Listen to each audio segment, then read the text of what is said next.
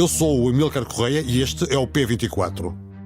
Está tudo na mesma em Angola, mas com mais repressão. Luís Montenegro chegou ontem a Luanda para uma visita de 3 dias.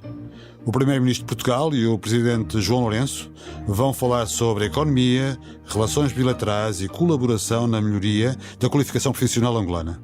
A Amnistia Internacional pediu ao Primeiro-Ministro português que falasse com o Presidente de Angola sobre violação de direitos humanos, nomeadamente o direito à liberdade de expressão, manifestação e reunião pacífica. Mas o tema não deverá fazer parte das conversas. O passado já está cheio de incómodos.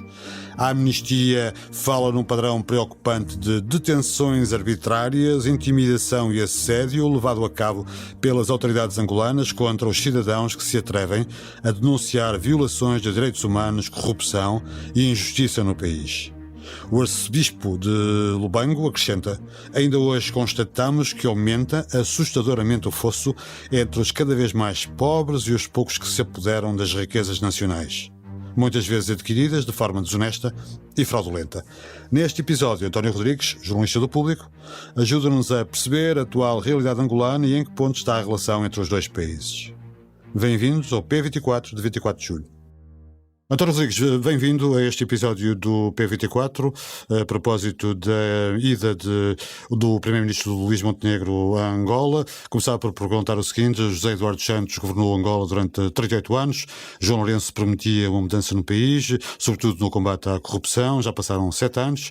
Algo mudou, de facto, neste capítulo, ou a corrupção mantém-se como problema estrutural do país? Obrigado pelo convite. Antes de mais, a corrupção mantém-se, ou seja, aquilo que era a esperança na mudança que veio com João Lourenço e que prometeu em 2017, quando chegou ao poder, depois de 38 anos de Eduardo Santos, já se esfumou.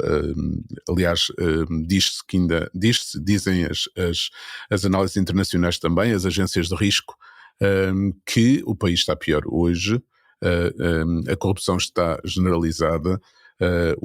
Cada vez mais os contratos públicos são adjudicados diretamente, as obras são para empresas próximas do poder, e tudo demonstra que a luta contra a corrupção não foi uma verdadeira luta contra a corrupção, foi apenas uma perseguição política àqueles que eram da família dos Santos e que eram mais próximos do poder, com o José Eduardo Santos. Podemos dizer então que continua a existir em Angola uma plutocracia, que essa plutocracia é mesmo à exceção da família de Eduardo Santos, ou João Lourenço gerou também a sua própria elite?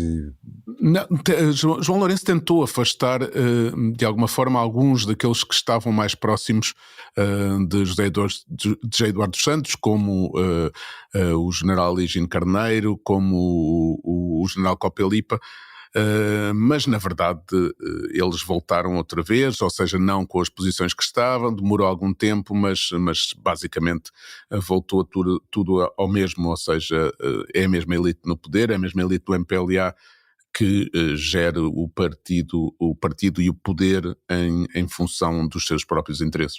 Não podemos falar de transição, em suma, podemos falar de continuidade política, tirando apenas esse aspecto da perseguição familiar aos membros do clã do antigo presidente. Houve uma tentativa de transição. Eu acho que se tentou, de alguma forma, algo em 2017, 2018, mas depois o partido começou a pensar, muitas pessoas dentro do partido começaram a pensar que demasiada abertura poderia-lhes retirar o poder que tinham, e isso fez com que as coisas se tornassem ainda pior, ou seja, a repressão, tortura, execuções sumárias, ou seja, o poder exerce de uma forma sem controlo, até porque João Lourenço tomou de assalto a parte da justiça e, portanto, essa que deveria ser a ordem judicial, que deveria ser independente e deveria controlar os exageros do poder executivo, não o consegue fazer porque está instrumentalizada pelo poder. Mas isso significa que João Lourenço queria ir mais longe e que é o próprio partido MPLA que não o deixa? Ou seja, houve o sonho de que João Lourenço poderia ser um reformista. mas percebeu-se rapidamente que era fogo de vista.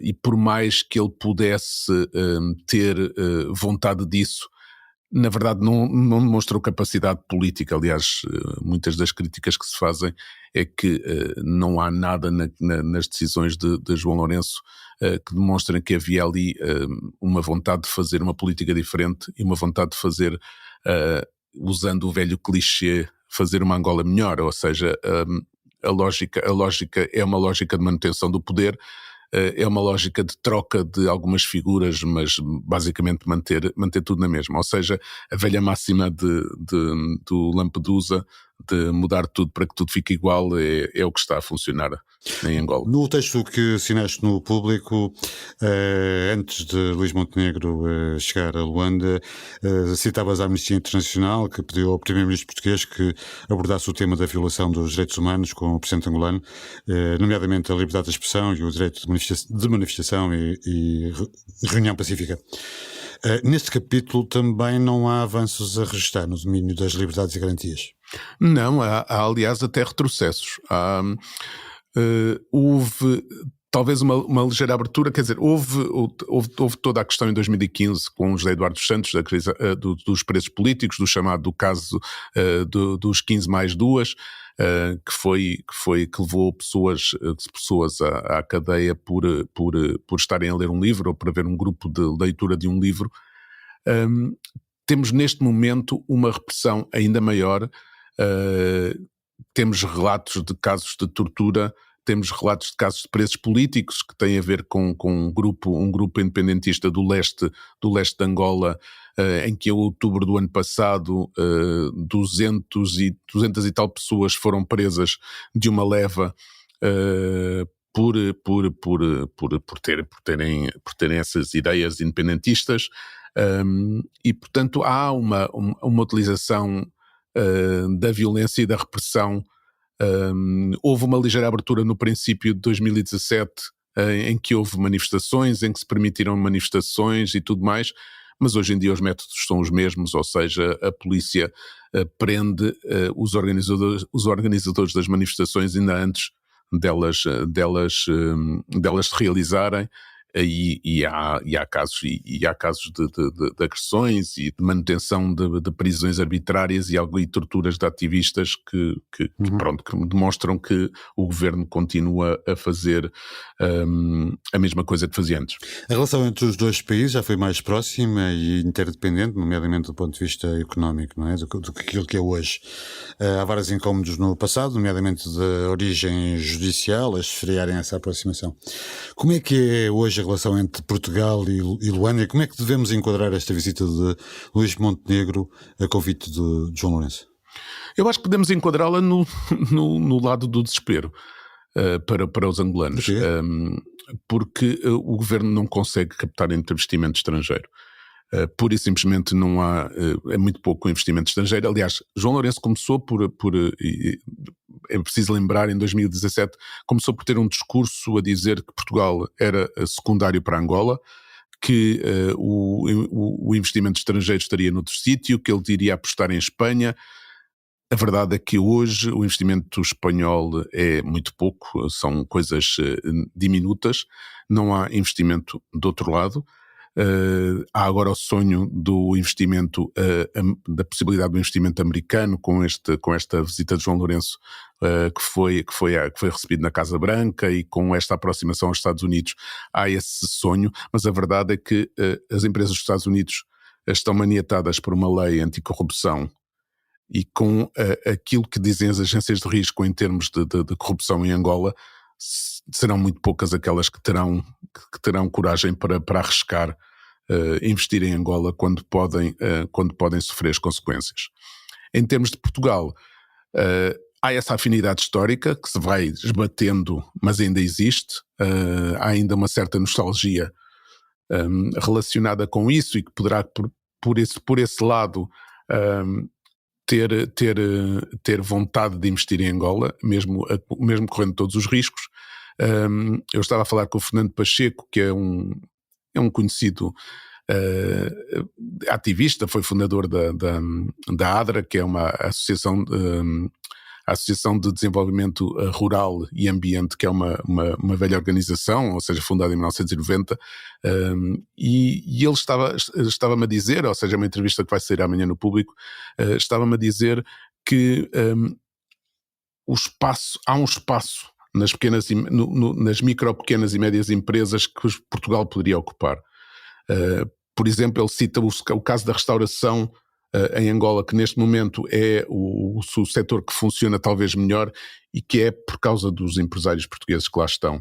E ele falava disso, ou seja, de uma possibilidade de haver esse investimento, esse pequeno e médio investimento que hoje em dia só existe dos chineses, ou seja, só o investimento chinês é que funciona, é que há algum funcionamento. Aliás, quem viajar por Angola encontra uma loja de um chinês que vende materiais de construção numa localidadezinha do interior de Angola, portanto nota-se isso, mas não se nota mais nada e portanto Portugal poderia ter esse espaço para investir, mas isso é preciso também querer, é preciso os empresários portugueses quererem e é preciso também que os angolanos também queiram, portanto. Como é que explicas o facto de o primeiro-ministro português ter viajado sem empresários na sua comitiva, com o argumento de que eles já conhecem o país? Se de certeza tivesse um bom ambiente de negócios, de certeza que não estivesse em situação como está, haveria com certeza muitos empresários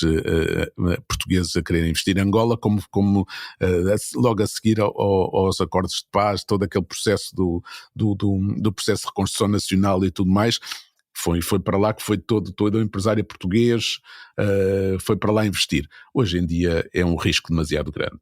E lógico.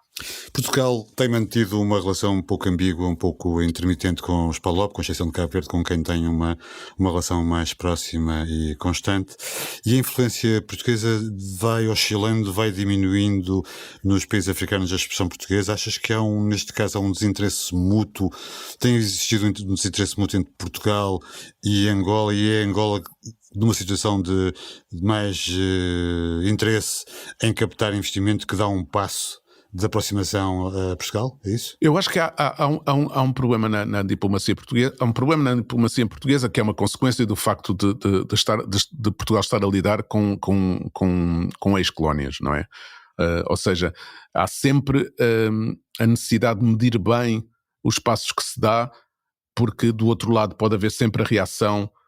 Lá está o colono a tentar voltar agora com o neocolonialismo, e vê-se o que se passou com os franceses, com a sua France-Afrique na toda a África Ocidental, que neste momento estão a ser expulsos da região. Portanto, é sempre difícil a Portugal gerir essa relação, e principalmente com Angola, que